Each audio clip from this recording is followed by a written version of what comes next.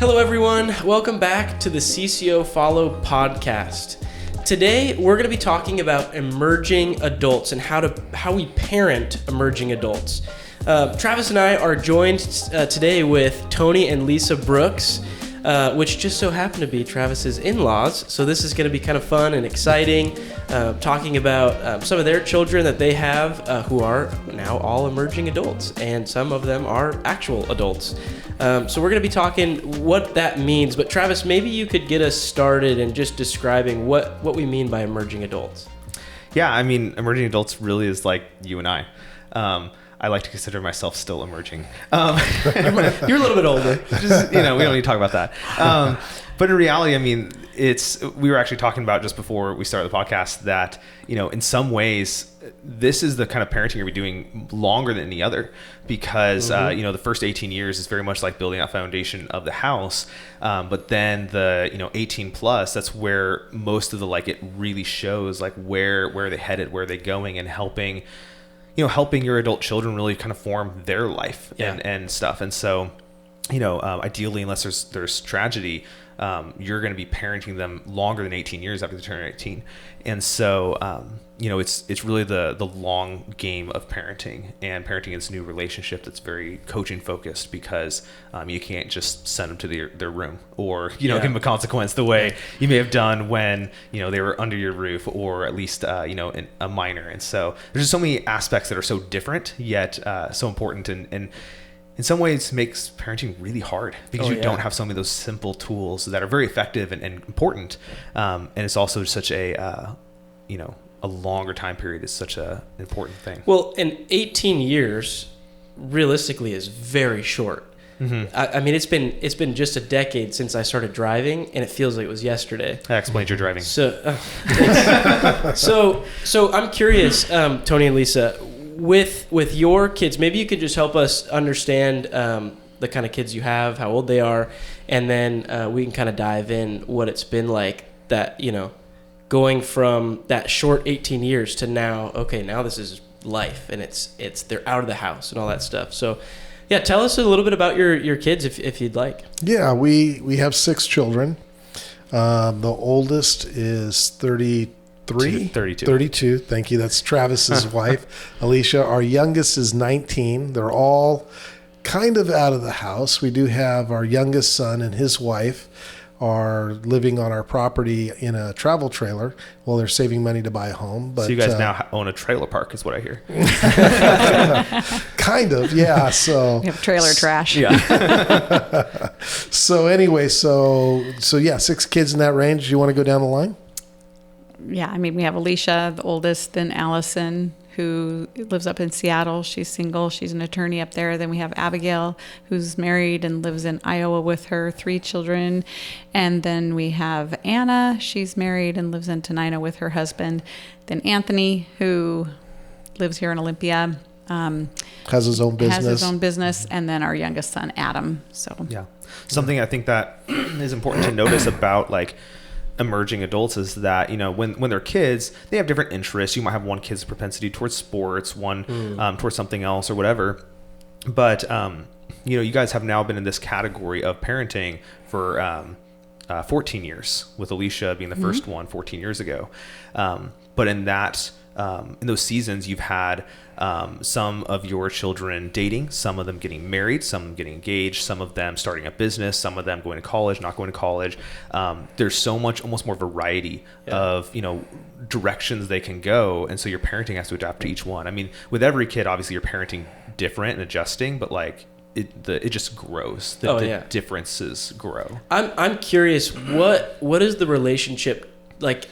Because Travis's kids are a lot younger, and he has a relationship with them, but over time they're going to develop and look different. So I'm curious, what has it been like developing these new types of relationships with your kids as they get older? It's harder. We just became empty nesters January 15th, 2023.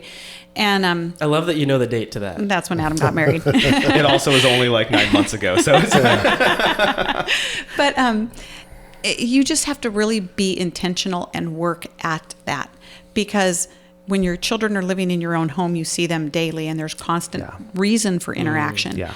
But now that they're gone, you have to be intentional about, and it can't just be birthdays and Christmas and those types of things. It has to be more than that. And it's challenging. Yeah. I will just say it is challenging. I don't want to add to pain because I know it's a difficult thing, but I heard the statistic recently that 90% of the time you spend with your kid is before they turn 18.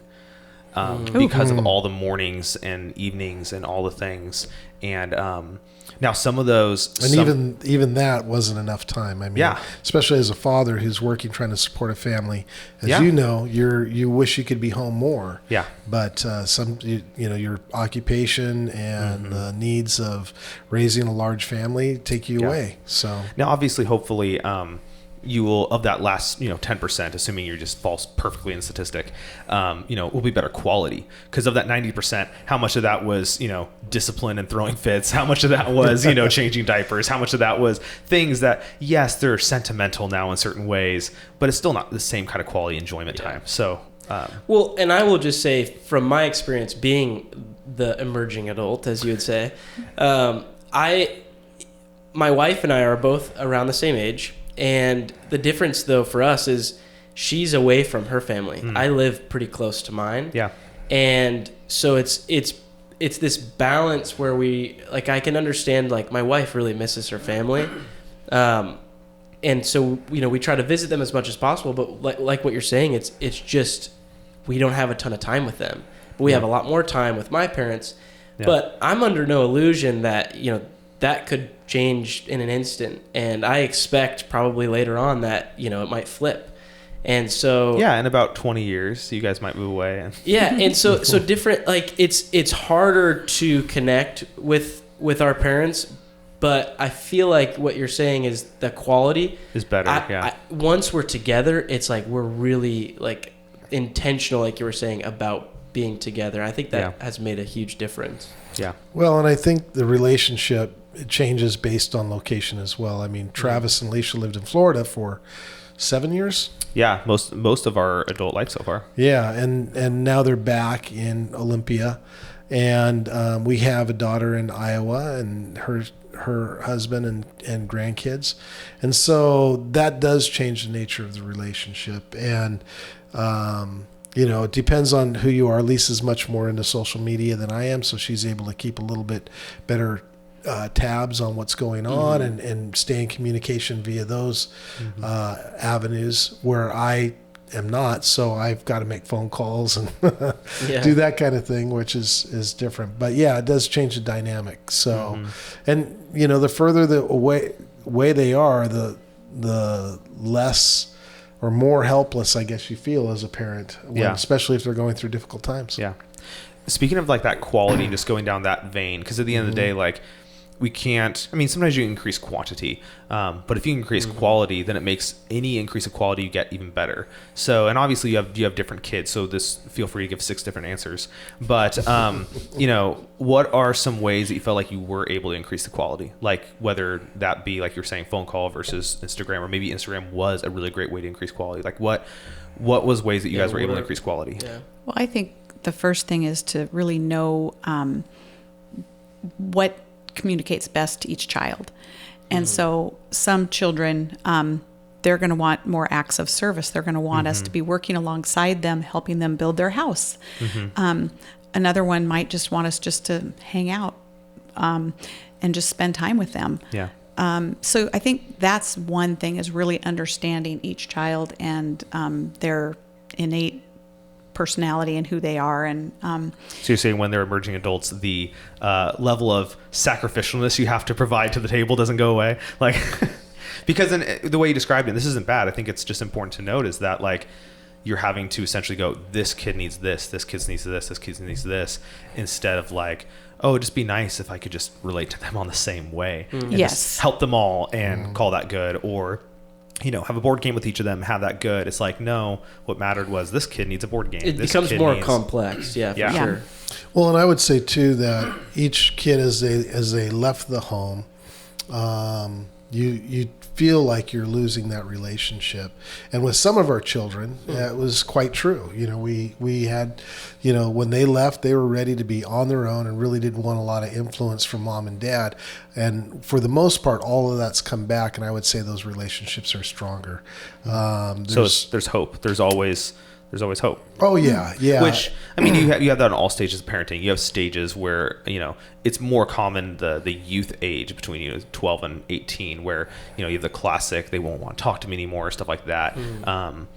It makes sense that wouldn't necessarily go away, that there'll always be phases of up and down with that, but there's always a coming back. Yeah, and it's always been quite a joy, I think, when we get a phone call saying, "Hey Dad, hey Mom," or Mom and Papa as they call us, I really want your advice on this, or I really want your input, or we're thinking about doing this. What do you think? And so that's always a great time of coming back when that starts to happen more. So what has it been like when that hasn't happened, but they make decisions and you're thinking, oh, I just wish I could tell them this? Have you ever experienced that? Yes. We experienced Have that. you ever experienced that? We experienced that early on. Sixfold. Right after helps. Travis and Alicia got married. Well, yeah, and I was gonna say, because it's easiest to use yourself as an example, so you're not, Let's make fun of Travis. I remember when we first moved back from Florida, or maybe it was when we were still trying to get the condo in Florida, but we'd already been married for 7 years, 8 years, something like that, and we were renting, and we were trying to figure out this way to have more stable housing. And I remember talking to you, Lisa, and you being like, we really wanted you guys to buy a house, 6 years ago, or however long that was. And looking back, I still feel like I can justify the reasons we didn't, or the reasons we didn't even try. But I can also see, looking at the housing market since then, it's like, I wish we would have jumped into and received that advice a little bit stronger. I was very afraid of owning a house, and for a lot of different reasons. But I know, at least for me, that's probably the only thing I've ever done you guys have been disappointed about. But that's one at least I specifically know of just, they didn't take their advice, and it had great repercussions, because 7 years in some of the most then skyrocketing housing prices, we could be in a very different position even than we are now, because the decisions you make as an adult are so much more, just larger. Well, in decisions too, a lot of the decisions that we should all be trying to make is like, what does God, have for us in this season? And it's interesting to think about parents are thinking the same thing about their children, but their children are also thinking. So I'm curious, like, even maybe it's that example, or maybe it's a different one, but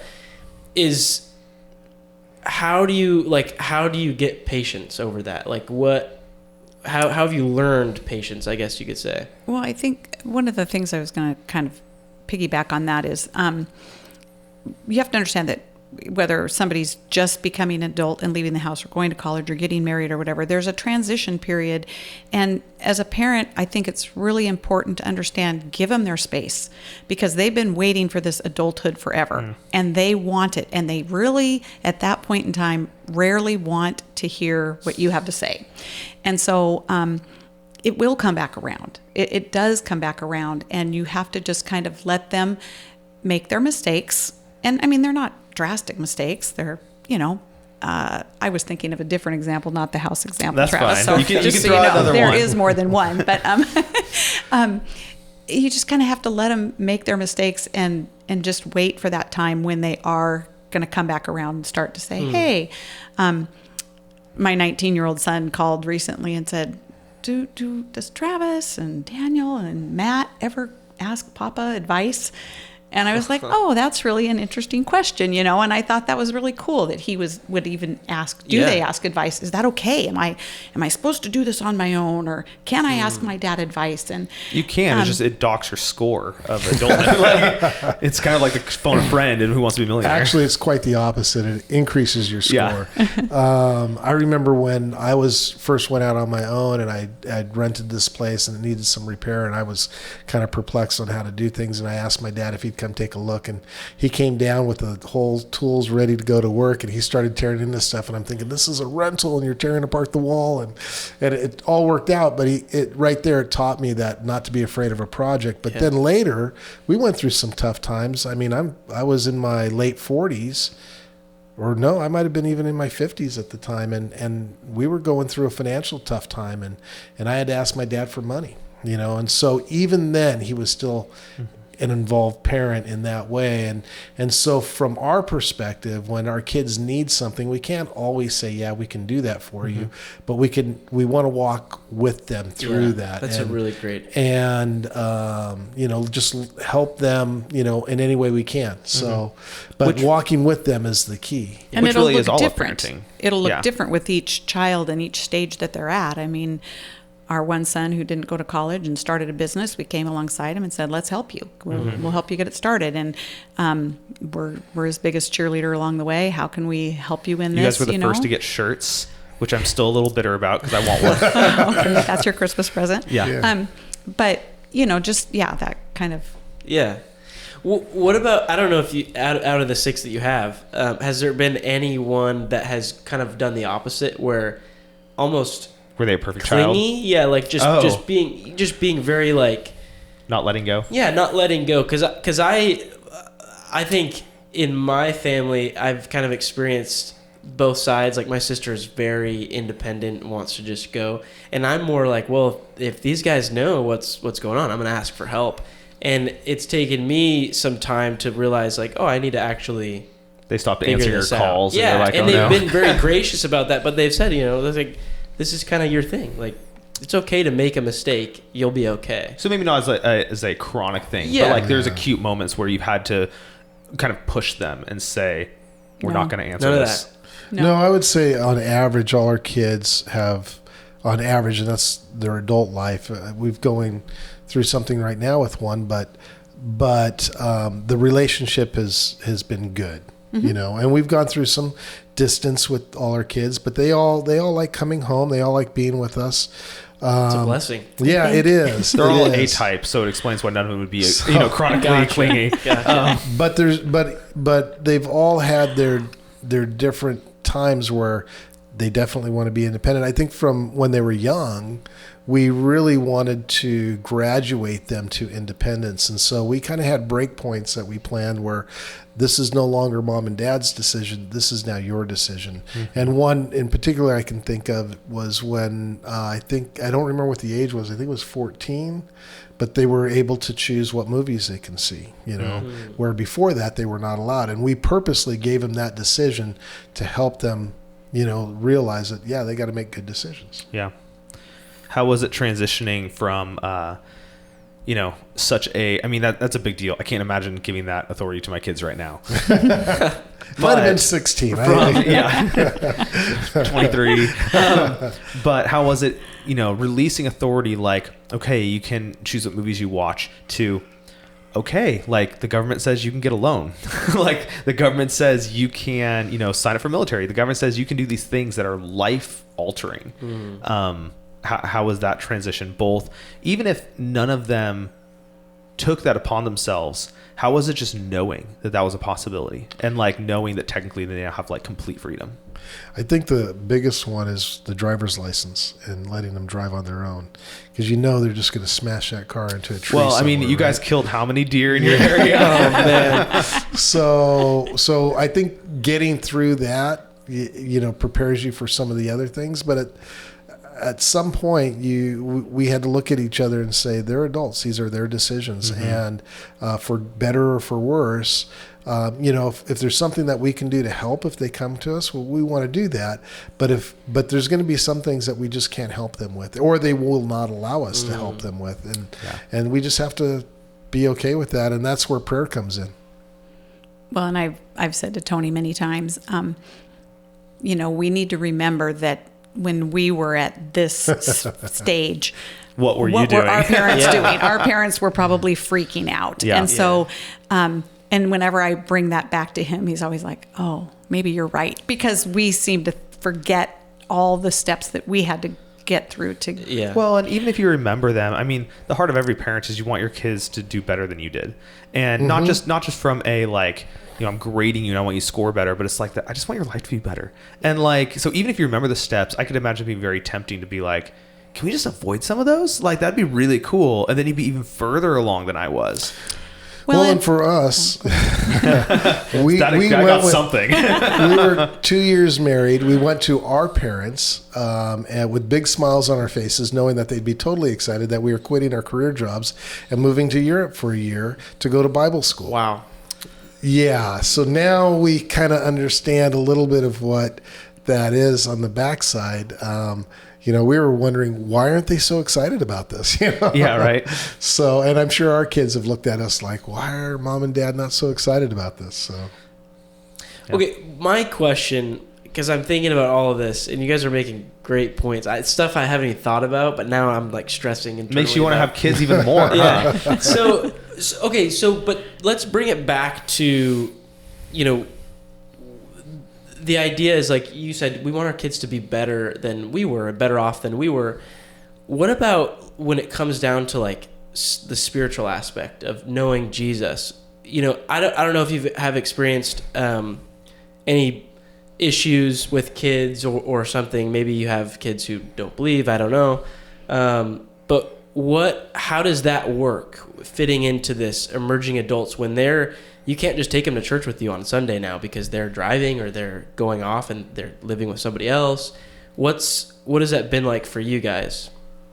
Well, the ones that are walking with the Lord have each at different points taken some different paths and things. And as parents, we sometimes we're like questioning, like, are they heading down the right path? You kind of wonder and you pray, and God's always good and faithful. And I'm grateful that in every situation, we've always been able to speak into the children's life. Like, well, explain to me why you now believe this or where that comes from. And it doesn't mean that necessarily that changes, but I mean, I even know with Travis and Alicia, some of the things when they were in Florida, we had the opportunity to just say, explain this to me. We want to understand more. And, but we do have 2 children that are not walking with the Lord at this point. And, that's an area that we just continue to give over in prayer, and we speak into their lives as we can, but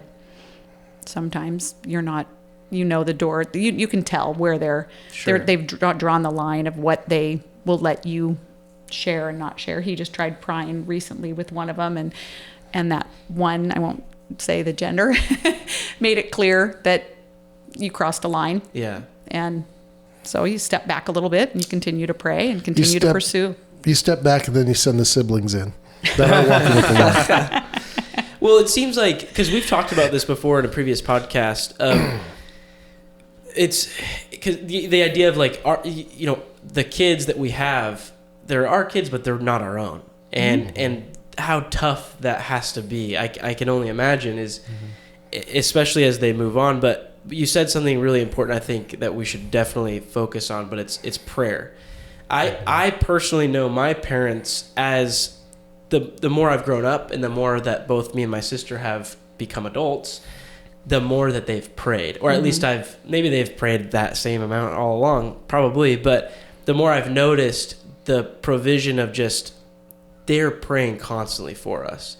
And I think that's a really key. I mean, I don't know, I'm not an adult. I don't have emerging children, but I would imagine as we get older, it's just the prayer just keeps us at peace, I guess, and also just praying for our kids. I don't know. Well, and one other thing I guess I'd like to say to a lot of emerging adults is, especially those that have children, how much you love your own children. You need to realize that your parents have that same feeling about you. They love you with a passion that will never, ever change. And I think sometimes it gets muddied, like, oh, they're just meddling or they're this. And it's like, no, we're the parent. But we are a parent, and we absolutely love you and want what's best for you. Yeah. Well, from the prayer aspect, God has traditionally put his people in desperate situations so that they have no other choice but to depend upon him. Yeah. And that's what your adult children do for you is, when they're smaller, you have much more of a tendency to reach in and try to fix it with certain tools that you have in your toolbox. When they're adults, sometimes you have no tools. Especially if they're asking for distance for whatever reason, other than to pray. And so then you realize that your prayers are out of twofold: desperation and deep trust in God, because you don't have anything else to lean on. You must put your faith in him. And we pray his promises. We pray the way the old patriarchs prayed for their children. We think of Job and how he sacrificed every morning for his kids. And those are the types of things that go through your mind as you just realize that you don't have any control in the situation. The only one who can bring fire down from heaven or part the Red Sea in these situations is God. And so you pray in desperation. Yeah. Well, and as all the other tools slowly get removed, because it's not like just one day your toolbox is gone, right? But it's like, as they get older, you're not, if you did spanking when they were younger, you're probably not doing it when they're teenagers. When you would take away, certain things, you may not be able to take those away as they get older and stuff like that. But as prayer becomes, one of the last resorts of things you have available left. I think it's a good reminder for those who have kids where they still have other tools available, that prayer shouldn't be, as it's been said in the past, like prayer shouldn't be your spare tire, it should be your steering wheel, and like that should be a more utilized tool in the earlier stages, all the more. Yeah, it should be, but as natural people, we tend to lean on our own Totally. and our own resources first, and that's, you got to be real cautious with that too. If your adult children, are in need of finances or in need of transportation or in need of something like that, we really need to be prayerful about, Lord, is this something you want me to provide, or is this something you want to use for them to learn how to trust you in a bigger way? Totally. Oh yeah. I asked for that small multi-million-dollar loan, and you guys said no. And maybe that was God working. But then as a couple, you have to, he may want to do something and I want to do a different thing. Yeah. And so we have had some of those challenges at times too, of just working through that and what that looks like. I mean, I'll just say when Travis and Alicia lived in Florida, and they started having kids, I'm like, I want to go every 3 months to see them. And he was totally on board. Great. If he would have been like, we're running a business, I don't know, let's, it's like, whoa, I have big struggle. Grandkids here, Yeah. That's just one example. But, we've had other examples where, he has a big heart of compassion at times and wants to just pour out everything, and I'm like, whoa, can we just hold back here? Maybe this isn't the right time, or if so feel free to keep this extremely vague or short or however, but with I have 3 kids, and 2 of them especially are at the let's put mommy against daddy or daddy against mommy type phase, where it's like, well, and not even necessarily logically so, just like, well, they said no, I'll ask the other one. Do you think that happens less, more, the same as they're at this new stage? And how do you guys, I'm assuming it happens some, just because that's human nature, how do you guys help reconcile that? Because I feel like at the stage Alicia and I are right now, and I mean reconcile together, because at the stage Alicia and I are right now, I feel like we talk about the kids a lot, because they're right in our face. And I wonder if when they're not living with us, if those conversations won't naturally happen as often. And so we may not catch some of those, because some of the times we just happen upon, oh, they asked you this, they asked me that. Okay, we need to figure this out. And I just wonder how many of those we may not stumble upon. Do you guys, how do you guys handle that? Is it more or less same? I'd say it's less. I think at least from my perspective, what I see is that some of our children have a stronger relationship with Lisa, and she's the go-to when they have questions, and then some of the children have a stronger relationship with me, and they're the ones that they're going to call and ask deeper questions with and whatnot. But I don't think there's been a pitting against each other with I imagined it would go less, just because adults it's just more maturity. But I just mentioned to you this morning that it was interesting that this one child asked me this question and didn't ask you. And so Right. there So is there's some wisdom. of that. You Yeah. know what I mean? Like, why did they ask me But and less not him? but less of the blatant, they said, no, I'm going to go to the other one. Right. And more of just I'm going to be tactful in what I do. I mean, they're adults and they're intelligent and they know the answer before they ask. So Yeah. they just don't ask Yeah. sometimes. Well, Especially when it comes to me. It's like, That's fair. And I have to confess, I've actually just thinking about that as you Do were we need your saying. parents Yeah. on the podcast? Well, it's I think I have a really great relationship with my parents, but you're right. Like there's certain things that I would definitely bring up to my mom that I just would kind of bypass my dad just because maybe he just wouldn't understand or it's interesting. He wouldn't understand my multi-million-dollar loan need. Yeah, but it's interesting because I know that my sister is very much like doesn't really ask for help. She just kind of waits until like someone has to help her or something's gonna happen. And so my dad is very compassionate about that, and so he's like a watchdog, and he's always waiting. And for I guess the relationship with me is like I guess I'm just opposite of my sister. I don't know if that's a relatable thing, but I have to kind of watch that, and I'm gonna thank you for bringing that up, Travis, because I have to think about that. I think, in regards to that, one of the things that Lisa and I have had to talk about is we've got 6 kids and they have different needs at different times. Yeah. And how do we distribute fairly? And I think what we've come up with is we distribute fairly based on, what is their need? And we don't have to match, let's say, dollar value by helping fill that need. What we need to do is we just need to know that all our kids need to know is that we are there for them. Yeah. And if it's a real need, and if we feel that we're free to help them with that, then we will help to the extent that we can. But we're not going to necessarily try to balance things out because it's just impossible. Yeah, with You'll And I kill think yourself trying to especially do that. Yeah. Well, even with time, let's throw Yeah. money out. I Yeah. mean, this birthdays right now, it was like, well, I want to celebrate your birthday, but we all can't get together, so I'm just taking you out to dinner. But the whole family can't be there. It just so you have to ebb and flow, and you can't get stuck in a rut and think that it has to be a certain way. I think it's helped a lot. How God brought you guys through some very extreme times. Because I mean, when Alicia was just about to be an emerging adult, you were still traveling on the road and weren't able to give a lot of time in that way.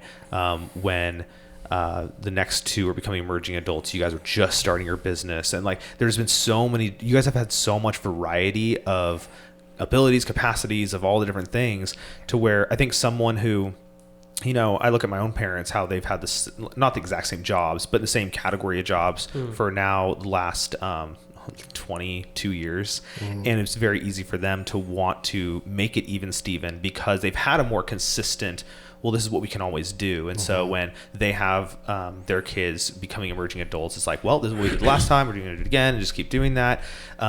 I think that's actually one blessing of how your guys' life has changed so drastically, is that you guys already were good about not being the even Steven parents. But I think that even more helped maybe your kids appreciate that, like, they're going to do what they can when they can and how they can. And that looks different based on different stages of life. It looks different based on the need. It looks different based on just all these different factors, which I think are just it's a very healthy thing. Yeah, when they were young, we used to say, okay, here's a budget for each kid for Christmas, right? And we'd go out and we'd spend that budget. But as they got older, we kind of shifted to what is really going to bless them. Yeah. And if it's $150 for this kid, that's the perfect gift, and that's really going to bless them.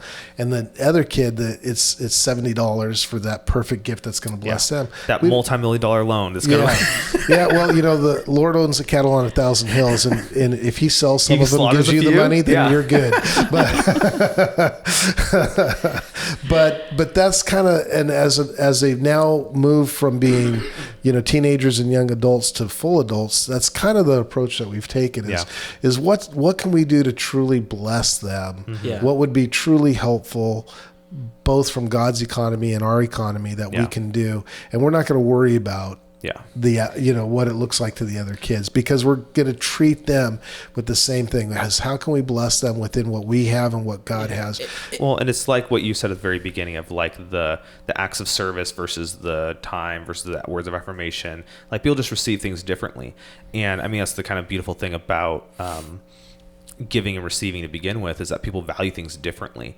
To where like if you tried to even Steven as best as you could, and that means, money, time, all kind of stuff. Well, one person might feel a certain amount of love, or another person feels a lot more. But you could have had you could have had them both, fill their entire love tank by doing something entirely different. Mm-hmm. And it's just a better use of our abilities, capacity, what God's given us to give. And it's a much better witness, I think. Your kids are going to grow up, and maybe, if you're a younger, emerging adult, you might feel like, well, that's weird. Like you might look at the materialistic things, but realize later on, oh, that's why they were doing it, because this was a blessing for me. That was just what I needed. And so I think that's a really cool tool to use, I guess, because later in life, they're going to go from emerging adults to adults with emerging adults, possibly, hopefully, right? Yeah. And I actually want to talk just a little bit about... You guys are 10 years away from that. Yeah. Oh my goodness. Your first grandchild being an adult. Well, Isn't that terrifying? He's halfway to driving. Oh yeah. I remind that of Alicia a lot just to see her freak out. What's it like? Like if you could put into words grandkids... In a word. Yeah, just try to put... I've never heard anyone try to put grandkids into a word, but I know it literally is a word. I hear everybody talk about it, how great grandkids are, and I'm just curious, what's that like? What does it feel Can I like? address that? Yeah, go ahead. When after Travis and Alicia got married, or right around that time period, our kids were all above that little kid stage. They were, maybe Adam was still. Adam was not. Adam was 8. And so, something happens around 8, 9, or 10 where they're just no longer little kids. Yeah. And I would wake up in the morning. Sometimes I'd have a dream about when the kids were little, and I'd wake up with tears in my eyes because I just missed that time so much. And I mean, my heart would be really heavy, and I would, and I just think of, my shortcomings in that area. But I loved when the kids were little, and to be grandparents, we get to experience that time and time and time again, knowing that Travis without the drawbacks. Knowing that Travis and Alicia are going to have another one here soon. That's fine. That's fine. This is going out in like 2 weeks. We're just really excited again. And, we've got, 2 daughters with children, and we've got 2 more daughters without children, and we've got 2 sons without children. So the possibilities are endless.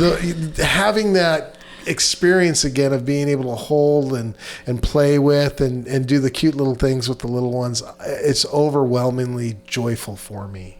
Mm-hmm. So that's the only way I can explain it. Being a grandparent is just, it's pretty awesome. I did want to go back to something before that. Yeah, go for it. So as and this is more speaking to people out there that have children who you are a grandparent, and you might have other children who may never have children, may never get married. It's been a challenge a little bit for me to not just spend all my time with my kids and my kids that have kids. Yeah. And my other kids, whether they have needs or not, I have to be purposeful in spending time with them and doing stuff with them. When, as a grandparent, boy, my pull is like, oh, I'm going to go over there and do this with them because it's fun. Not that my older kids aren't fun, but it there's a pull, there's a tug, and I'm ever aware that that I'm going to have that struggle. Yeah, and I imagine it'd be easy to justify too, because I'm going so I can help them. And I'm going and, I'm spending time with 3 people instead of 1. There's so many ways you could justify that. Yeah. And that makes total sense. That's you just have to, just like every stage of parenting, I'm sure there's times where, you're getting along with one kid, not another. So it's really easy to pour your time with the kid you're getting along with. And then you have to be like, no, these are all my kids, and I have to make sure I'm, not being, even Stevens again, but investing in all of them and in spending time with all of them. That never goes away. Well, and I did have an older child at one point say to me, she sat down with me and had a heart to heart, and she said, so now I've narrowed it down to 4. Anyway, she just said, it's not about getting us all together and, they're all together, let's get the picture. It's having more than that. And she really challenged me, and I had to really be like, okay, each kid is different and has different needs, and I have to be purposeful and pursue. At different stages. And at different stages. Well, and I could also imagine, I can just imagine being a parent, like just thinking of my kids being adults, how much I'd want to re-experience what we had when they all lived at home, and getting that family photo and being like, you're all around the table and you're all there, where each of them individually is probably just thinking, well, yeah, I see my sibling and I hang out with them sometimes, but I came really to see my parents. Yeah. And not that there's not times where they're also enjoying the whole family thing. But yeah, I can see why I would be like, yeah, why aren't you just spending time with me? Where from the parent perspective, it's like, I want to almost recreate when you all lived at home. It totally makes sense. So let's, just before we wrap up, kind of a theme that we've been covering is that parenting, it takes a village, and this idea that it's not just secluded to our own little families, but we live in this big church family.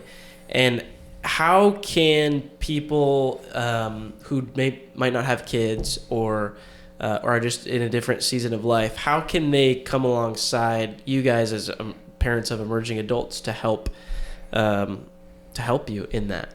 I don't know if we've thought about that, but yeah, I'd say that's happened a lot. I think of our first son, who during his high school years, one of our good friends just decided to take over, helping him go through Running Start and help him pick out his classes, because it was just something that she wanted to do, and it was really difficult for Lisa because there was probably some tension there, and they came alongside and helped that. And now our son, the same son, who's in business, has adults, and for example, the best man at our wedding right now is doing a project with him. Wow. and he's a believer and is speaking into his life and doing some things. And so we really appreciate that time. We also have, we have sons-in-laws now and daughter-in-law, and we know that they're speaking into the kids' lives as well, and we really appreciate that, because sometimes what they go through as adults, it can be overwhelming for us to think about, and knowing that they have support besides us is comforting. Yeah, and I think people just asking, how is so-and-so? Can I pray for them? How can I pray for them?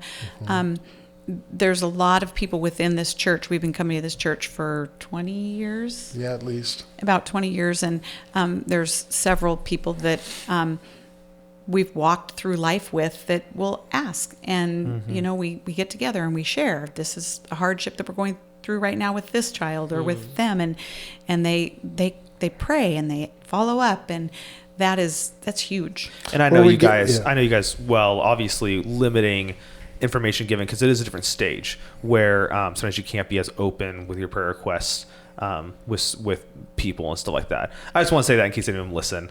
I know you guys well, that you respect those boundaries really well.